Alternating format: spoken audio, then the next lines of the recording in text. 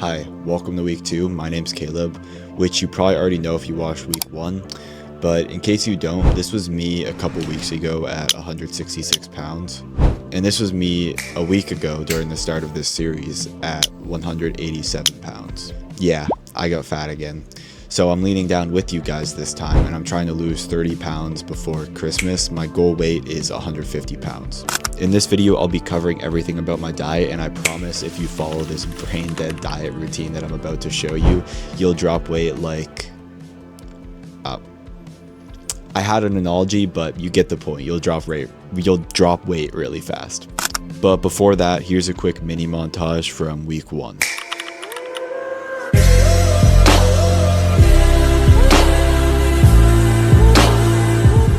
Cool edit, right? I know. Now, before I get to showing you my exact brain dead meal plan, if you're curious about my current progress, since this is kind of me documenting, I'll be giving my weight and progress update at the end of the video. All right, brain dead weight loss diet. I'll try and keep this part quick, and I'll start off by saying that that's the wrong color. Why is it so? All right, so I'll start off by saying that I don't track any calories. So some people will say that that's insane, but once you hear me go over these 3 rules that I follow, it'll all make sense. All right, so first off, obviously you probably know, but if you want to lose weight, you need to be in a calorie deficit. And in case you don't already know, a calorie deficit is simply consuming less calories than you burn in a day, or another way to phrase it, calories in and calories out. So if you were to consume 2,000 calories and then burn 2,500 calories, you would have 500 calories left over, and it would take the 500 calories from either your fat or muscle. Depending on your diet and your training, it should take away from your fat. Now, if you don't know what your BMR is, basic metabolism rate, how much you burn if you do no exercise at all, you can go to this website, calculator.net, calorie calculator. And then I have my own results posted down here. My maintenance calories is about 28.95. Which is fairly accurate. I have like a Whoop watch that tracks how much I burn. If I do 0 exercise in a day, I will typically burn around 2,000 to 2,300.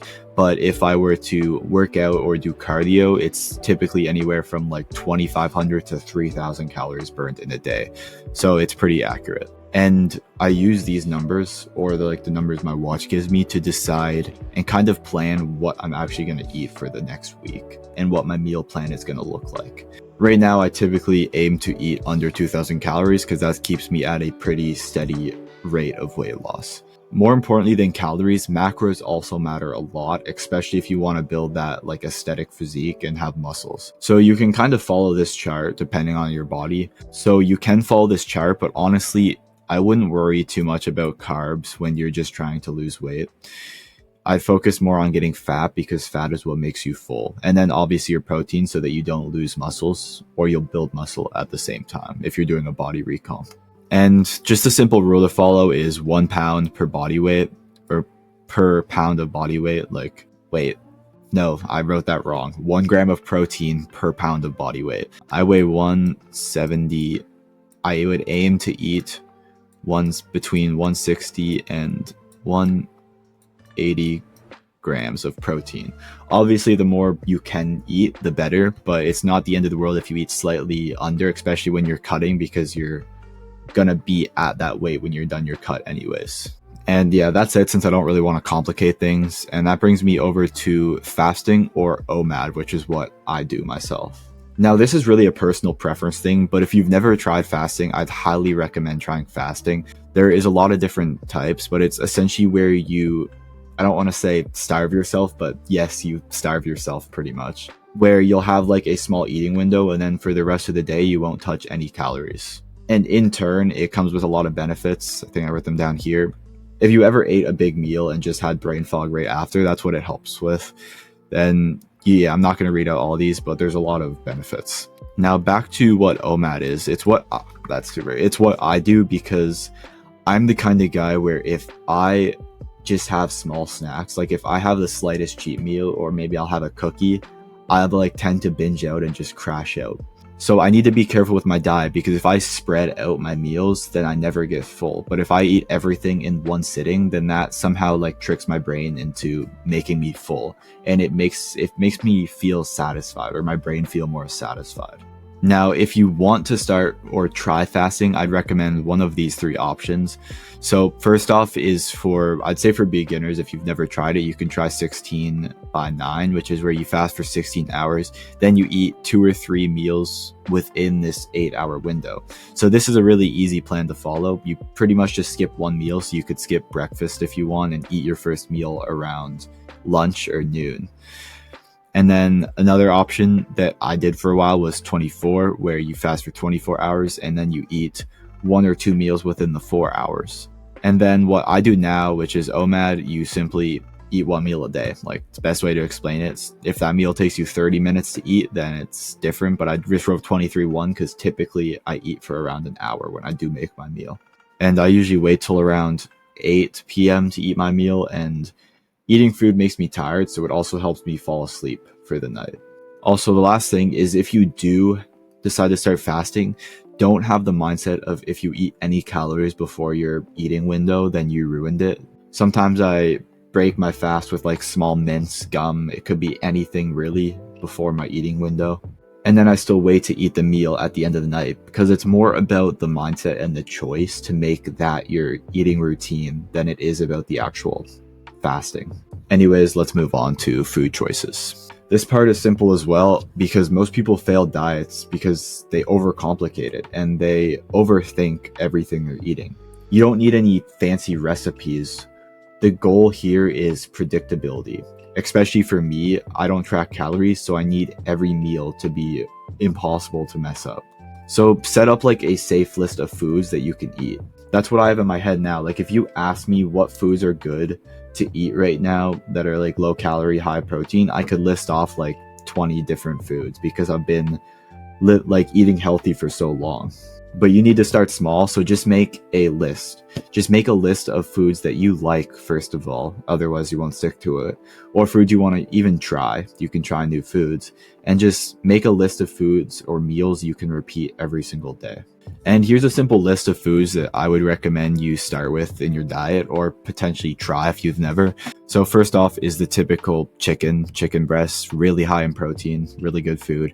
Then ground beef, ground turkey, ground pork. Really, any ground meat is good as long as you get the lean version. Make sure to check the nutrition label and get lean ground beef. Then there's salmon. It's not bad. It's hit or miss. I like salmon, so I'll have it sometimes. It's kind of like to mix it up. Then Greek yogurt. This is like a hack for protein to calorie ratio. At least in my country, I'm in Canada, the Greek yogurt we buy here is 17 grams of protein per 100 calories. So it's almost like a 2-to-1 ratio, which is insane. Then we have egg whites, which I don't have myself, but I know a lot of people do, and they're good. And I just realized I forgot to add eggs to the list. I have eggs as well. I forgot to add this to the list, but eggs by themselves are good as well. Then whey protein. I'd recommend getting some protein. It helps you get your protein in for the day when you can't through Whole Foods. Then steak, good old steak. It's also good if you're eating out. Then cottage cheese. I love having cottage cheese as well. It's just like Greek yogurt. But rule to follow is that your main source of protein should be meat. The meat should be your main source, 50% of your protein at least. And for my own meal plan that I actually follow right now, this is what I eat every day. So 300 to 500 grams of ground beef. I don't know the weight, so I just put 2 cups of Greek yogurt, 1 scoop of whey protein powder, 1 to 2 cups of cottage cheese, and 1 to 2 tablespoons of peanut butter. I also sometimes crack a couple eggs into my ground beef, like 2 or 3 extra couple calories that I forgot to add. And the reason for the Greek yogurt, protein powder, cottage cheese, and tablespoons, everything under the ground beef, I mix together in one bowl. It's kind of like a protein bowl. And sometimes I'll mix in a couple berries and then freeze it, and it's like ice cream almost. But this meal just really fills me up. And here is the total. I calculated like an estimate. It's typically around 1,300 to 1,900 calories. If we add in the eggs, it goes like up by 200. Then the protein is 150 to 200 grams. A couple eggs would add like 10, 20 grams of protein. than the carbs and fat, which are less important, but I included them anyways in case you're curious. So yeah, that's the system. And like I already said, it's not complicated because that's what you need when you're losing weight. Like, especially with a diet, the more you think about what to eat, the more options or cheat meals you give yourself in your head. It's like the concept, like the more you think about what to do, the less time you actually have to take action. It goes the same with your diet. What you need is a boring, brain-dead meal plan, and that's what I would recommend you to do. And in the next video, I'll talk about my training plan and what I actually do to build muscle while losing weight. But for now, let's get into my official weight to update. Alright, so this was day 1. As you can see, I wrote it on the paper. Now, before I show you my update from today, I'll show you a few clips that I filmed over the week. I'm so tired, dude. I just pulled into the gym. It's Saturday right now, but I gotta go do some cardio. I promised myself I'd work out 6 times a week, so I have to do it. I mean, I might go for a run outside instead, because it is a nice day out. I brought my running shoes in my bag, so I'm considering going for a run instead.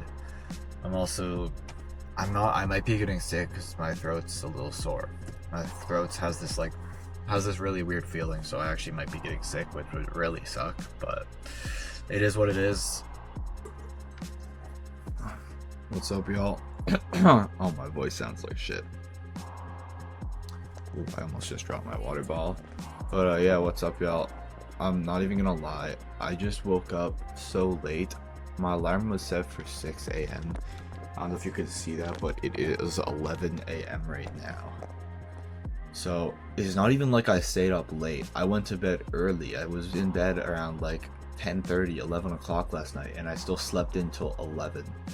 Every time this happens, it kind of kills my momentum for the day, because now I don't feel very productive, or I don't feel like doing anything. But I'm gonna go win the day back, make some coffee, and hit a sick workout. So yeah, I'm just gonna show you every day in order now for progress. And honestly, this week went good. I won't say great, since there is a lot of things I need to work on. I still wasted a lot of time chasing cheap dopamine and sleeping in, but we are making progress, and my official weight update now is 177.2 pounds, which pushes us down 10 pounds. Also, I really love making these videos, and I hope you enjoy them as much as I do.